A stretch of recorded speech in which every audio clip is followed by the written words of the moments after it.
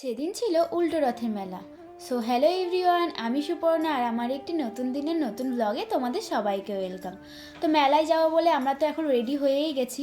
আর হ্যাঁ, আমি গেছিলাম বিকেলে পড়াতে, ওখান থেকে এসেই কিন্তু মেলায় যাচ্ছি। তো এই দেখো, এই দুই ভাইয়ের কাণ্ড, মারামারি করতে করতে তো পড়েই গেছে। তো আমরা তো একটু লেট করেই ফেলেছি, আর রথ তো মাসির বাড়ি থেকে ফিরে এসেও গেছে। তো আমরা এখন রথের সাথেই আবার মন্দিরের দিকে যাব। তো জয়েন্ট হয়ে গেলাম সবার সাথে। আর হ্যাঁ, এই যে রথের দড়ি, এইটা আমরা টেনেছিলাম কিন্তু। তো তারপর দেখো, দেখতে দেখতে রথ তো মন্দিরের দিকে চলে আসে। আমি, পূজা, সঞ্জি, তারপর আমার ভাইটাই, অনেকেই গেছিলো, কিন্তু ওরা আর এই দড়ি টানতে আসেনি, আমরাই এসছিলাম। তো তারপর আমরা রথের আগেই মন্দিরে ঢুকে গেছি, কারণ নাহলে একটু পরে আর জায়গা পাবো না, এত পরিমাণে ভিড় হয়ে যায় যে পরে আর জায়গায় পাবো না। তো মন্দিরে উঠে দাঁড়িয়ে পড়েছি সব কিছু আগে থেকে দেখার জন্য। এরপরে কি কি হলো তোমরা নিজেরাই ভালো করে দেখে নাও। আর আমি কিন্তু সেটা ভয়েস ওভার দিইনি, এখনই ভয়েস ওভার দিয়েছি। আর এরপরে কি হলো সেটা তোমরা নিজের চোখেই দেখে নাও।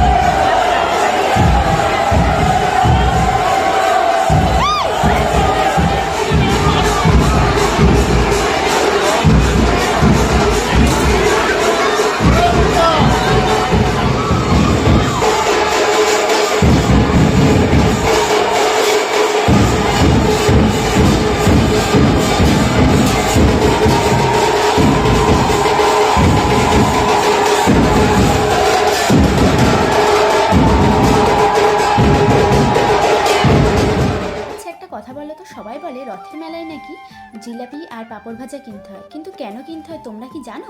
জানলে অবশ্যই কমেন্ট করে আমাকে জানিও। তো দেখো, আমরা এবার একটুখানি মেলা ঘুরে নিলাম, আর মেলা টেলা ঘুরে নিয়ে আমার ফেভারিট ফুচকা আর ঘুগনি খেয়ে নিলাম। তারপর আমার বান্ধবীর সাথে দেখা হয়েছিল, ওর সাথেও একটু ফটো নিয়ে নিলাম। তো তারপর আর কি, এবার আমাদের বাড়ি যাওয়ার পালা। তো মায়ের জন্য একটুখানি খাবার নিয়েছি, আর আমি একটা জামা কিনেছিলাম, পাশে একটা হাট বসেছিল ওখান থেকে। তো আজকের ভিডিওটা এই পর্যন্তই ছিল। টাটা সবাইকে, দেখা হবে পরের কোনো ভিডিওতে।